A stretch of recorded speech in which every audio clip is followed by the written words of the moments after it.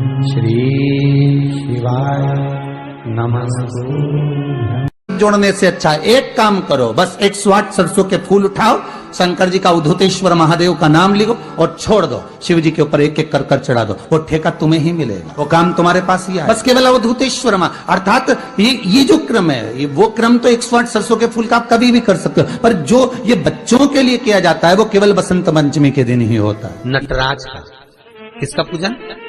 नटराज का। क्योंकि वीणा देवी को, सरस्वती को भी अगर कोई स्वर प्रदान करता है, माता सरस्वती को यदि कोई नृत्य प्रदान कर रहा है, माता सरस्वती को यदि कोई वीणा में स्वर प्रदान कर रहा है, माता वीणा वादनी को अगर कोई वीणा सिखा रहा है, माता सरस्वती को नित्यांगना सिखा रहे हैं, तो वो नटराज भगवान शिव सिखा रहे हैं। शंकर, दुनिया के लोग माता सरस्वती को पकड़ते हैं और सरस्वती शिव नटराज, नाट्य सिखाने वाला ही शंकर। इसलिए कहते हैं विद्याध्ययन करने वाले बच्चों को शिव का स्मरण करना, शंकर का स्मरण करो। जब जब पढ़ने बैठो मन नहीं लगे, कई बच्चों की आदत होती है किताब लेकर बैठ जाते हैं, लाइन पर इंगली भी रखेंगे, सब ध्यान करेंगे, पर याद भी तो होना चाहिए।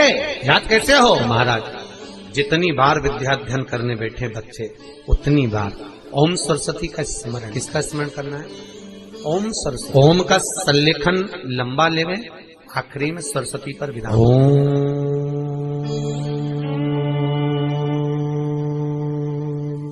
सरस्वते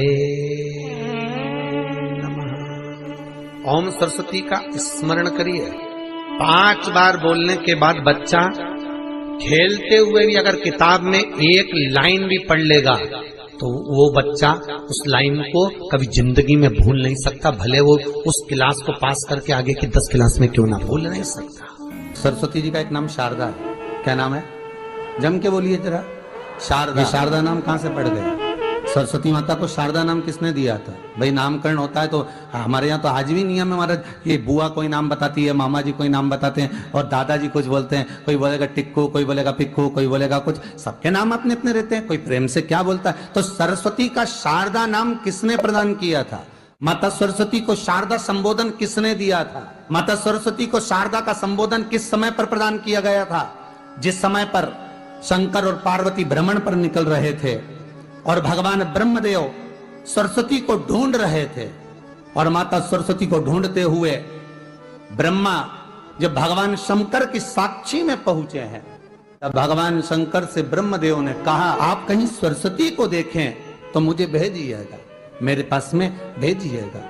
शंकर भगवान ने उसी समय पार्वती से कहा, पार्वती, जैसे एक स्त्री जो पतिव्रता धर्म का पालन करने वाली है, एक नारी पतिव्रता धर्म का पालन करने वाली होती है, पति को परमेश्वर मानने वाली होती है, पति के चरणों का रसतत्व ग्रहण करने वाली होती है, तो वो पर पुरुष का स्मरण नहीं करती।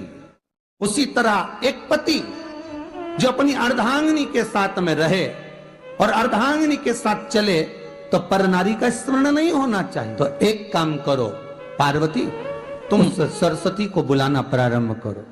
अब पार्वती जी ने कहा, सरस्वती तो मेरी बहन जैसी है, सरस्वती तो मेरी सखी जैसी है, अब मैं उसको अगर बुलाऊं, आवाज दूं, अच्छा नहीं लगेगा। तो माता पार्वती जब ढूंढते ढूंढते ढूंढते ढूंढते शंकर भगवान के साथ में भ्रमण करती करती पहुंची, तो क्या देखती है माता पार्वती कि एक सरोवर के पास में माता सरस्वती बैठकर सरोवर में अपना मुखाग्रविंद देख रही थी। श्वेत वस्त्र था मेरा माँ का और बड़ी सुंदर गले में माला पहन रखी थी माता सरस्वती ने, और एक सरोवर में माता सरस्वती अपने मुख को जब निहार रही हैं, उस दर्पण के भाव में अपने प्रतिबिंब को देख रही हैं, तब उस समय पर माता पार्वती ने कहा, शारदा, सरस्वती को लगा कि मेरा संबोधन ये किसने कहा। पलट कर देखा, सरस्वती ने कहा, पार्वती तुम? हाँ, मैंने तेरा जो दर्पण में प्रतिबिंब देखा है, तेरा स्वरूप देखा, पर तू इतनी सुंदर है, इतनी सुंदर है, पर तेरा जल में जो स्वरूप देखा ना, वो नीला दिखाई दिया, थोड़ा सा श्याम दिखाई दिया, इसलिए मैंने तुझे शारदा कह दिया। आज भी हमारे मध्य प्रदेश के कटनी और सतना के बीच में मैहर में आज भी शारदा भवानी विराजमान है। धार जिले में जाएंगे तो बाग क्षेत्र में माँ बागेश्वरी, माँ शारदा आज भी विराजमान। कहा। सरस्वती जी पूछी, पार्वती तुमने मेरे को शारदा क्यों कहा? क्योंकि तेरा जो प्रतिबिंब था वो श्याम नजर आ रहा था मुझे। उस प्रतिबिंब को देखकर मैंने तुझे शारदा का संबोधन दिया।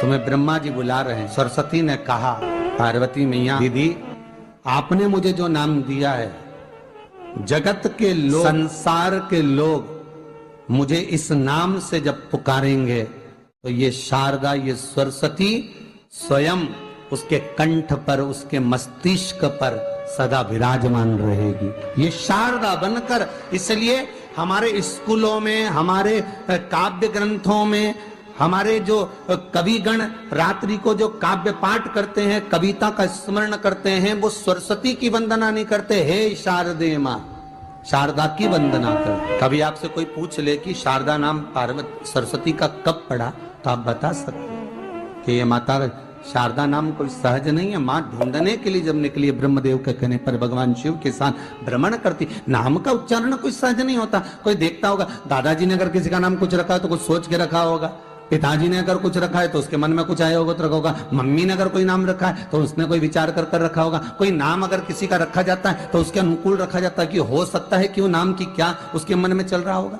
तो शारदा का संबोधन कोई सहज नहीं है। माता सरस्वती का एक नाम शारदा हुआ, इसलिए संबोधन में सरस्वती कम शारदे मां ज्यादा बोला जाता है। आप काव्य पाठ कर लो, नाम जाप कर लो, स्मरण कर लो। हम बच्चों से कहना चाहेंगे, छोटे छोटे बच्चों से, आप माता सरस्वती की आराधना करा करो। मेरे बच्चों से निवेदन है, कभी जिंदगी में अगर मौका मिल जाए और सरसों के फूल यदि आपके जीवन में आपको कहीं से प्राप्त हो जाए, सरसों के फूल जानते हो ना, पीला कलर का होता है, सरसों का, आप प्रयास करो। सरसों का फूल जिस दिन माता सरस्वती का, मेरी बागेश्वरी का जिस दिन प्रागट्य उत्सव हो बसंत पंचमी का, उस समय पर माता सरस्वती का स्मरण कर कर वो सरसों का फूल आप देव अधिदेव महादेव को चढ़ाइए। जैसे माता सरस्वती को ज्ञान दिया था, वैसा मेरा महादेव आपको भी ज्ञान दो। सरसों का फूल आप देव अधिदेव। कई जगह पर आम के जो झूमर होते हैं वो, कई जगह पर सरसों का फूल वैसे शिव महापुराण के अनुसार अगर अपन देखें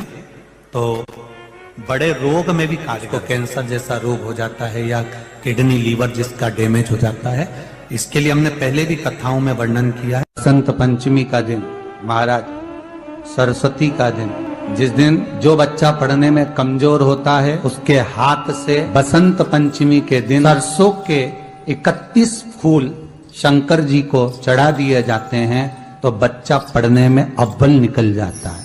उसके बच्चे को कभी नहीं कह सकते कि पढ़ने बैठ, वो खुद बैठेगा। केवल आज बसंत पंचमी का दिन, एक ही दिन चढ़ता है। और बाकी के सरसों के फूल आपको मालूम है कि रोग मुक्ति के लिए तो होते ही हैं। ये तो आपको पहले भी वर्णन किया महाराज कि जब कोई एकदम रोग आ जाए और डॉक्टर एकदम बोल दे कि ये रोग भारी आ गया है और इसकी जांचें जाएंगी और फिर ये कुछ भी हो सकता है, तो क्या करा जाता था कि 108 सरसों के फूल लाकर तुरंत शंकर भगवान को चढ़ाए जाते थे महाराज। तो चढ़ाने के बाद में रिपोर्ट अच्छी आती है। ऐसा नियम है। कहीं ठेका, कोई ठेकेदारी करते ना, जो ठेका भरते हैं कि भाई मेरा टेंडर आना चाहिए, मेरा ये काम होना चाहिए, मेरी मल्टी बनना चाहिए, या मेरा ये काम के लिए जा रहा हूं, ये काम फतेह होना चाहिए, उसके सबके हाथ पैर जोड़ने से अच्छा है एक काम करो, बस 108 सरसों के फूल उठाओ, शंकर जी का उद्धतेश्वर महादेव का नाम लिखो और छोड़ दो, शिव जी के ऊपर एक एक कर कर चढ़ा दो, वो ठेका तुम्हें ही मिले, वो काम तुम्हारे पास ही है। बस केवल उद्धतेश्वर अर्थात ये जो क्रम है, ये वो क्रम तो 108 सरसों के फूल का आप कभी भी कर सकते हो, पर जो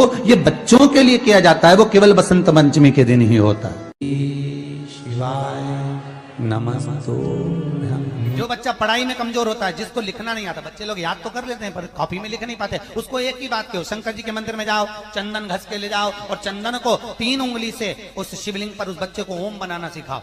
शिवलिंग पर जो बच्चा ओम बनाना पूरा चालू कर देता है, उस बच्चे को माँ फिर हाथ पकड़ के नहीं पढ़ाती, वो बच्चा अपने आप लिखना चालू कर देता है केवल शिवलिंग पर ओम लिख देने पर। सब बोलिए एक बार जमकर, श्री शिवाय नमस्तुभ्यम।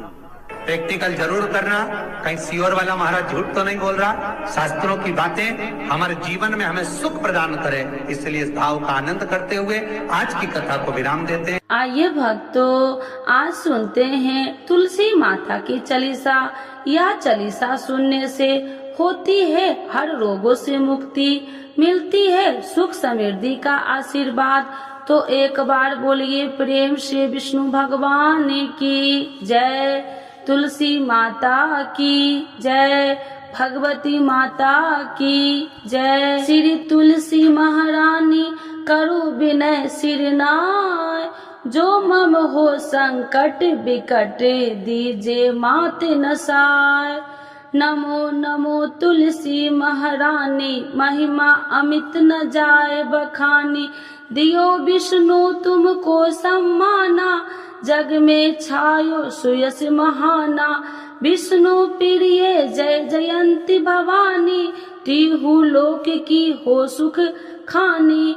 भगवत पूजा करे जो कोई, बिना तुम्हारे सफल न हो। जिन घर तब नहीं होए निवासा, उस पर करे विष्णु नहीं वासा। करे सदा जो तब नित सुमरन, ते ही के काज होए सब पूरन। कार्तिक मास महात्म्य तुम्हारा, जाको जानत सब संसारा। तब पूजन जो करे कुमारी, पावे सुंदर वर सुकुमारी। करे जो पूजा नित प्रति नारी, सुख संपत्ति से होए सुखारी। वृद्धा नारी करे जो पूजन, मिले भक्ति होवे पुलकित मन। श्रद्धा से पूजे जो कोई, भव निधि से तर जावे सोई। कथा भागवत यज्ञ करावे, तुम बिन नहीं सफलता पावे। छायो तब प्रताप जग भारी, ध्यावत तुम्हि सकल चितधारी। तुम्हि मात यत्र तंत्र में, सकल काज सीधे होवे क्षण में। औषधि रूप आप हो माता, सब जग में तब यश विख्याता। देव ऋषि मुनि और तपधारी, करत सदा तब जय जयकारी। वेद पुराणन तब यश ज्ञाया, महिमा अगम पार नहीं पाया। नमो नमो जय सुख कारिणी, नमो नमो जय दुख निवारिणी। नमो नमो सुख संपत्ति देनी, नमो नमो अख काटन छेनी। नमो नमो भक्तन दुख हरनी, नमो नमो दुष्टन मद छेनी। नमो नमो भव पार उतारिणी, नमो नमो परलोक सुधारिणी। नमो नमो निज भक्तन उबारिणी, नमो नमो जन काज सवारिणी। नमो नमो जय कुमति नशावनी, नमो नमो सब सुख उपजावनी। जयति जयति जय तुलसी माई, ध्याऊ तुमको शीश नवाई। निर्जन जानी मोहि अपनाओ, बिगड़े काज आप बनाओ। करूँ विनय मैं मात तुम्हारी, पूरन आशा करूँ हमारी। शरण चरण कर जोड़ी मनाओ, निस दिन तेरे ही गुण गाऊं। करहु मात यश अब मोह पर दाया, निर्मल होए सकल मम काया। मांगू मात या वर दीजे, सकल मनोरथ पूरन कीजे। जानू नहीं कुछ नेम उचारा, क्षमहु मात अपराध हमारा। 12 मास करे जो पूजा, ताशम जग में और न दूजा। प्रथम ही गंगा जल मंगवावे, फिर सुंदर स्नान करावे। चंदन अक्षत पुष्प चढ़ावे, धूप दीप नैवेद्य लगावे। करे आचमन गंगा जल से, ध्यान करे हृदय निर्मल से। पाठ करे फिर 40 की, स्तुति करे मात तुलसी की। यह विधि पूजा करे हमेशा, ताके तन नहीं रहे कलेशा। करे मास कार्तिक का साधन, शोभे नित्य पवित्र सिद्ध होई जाई।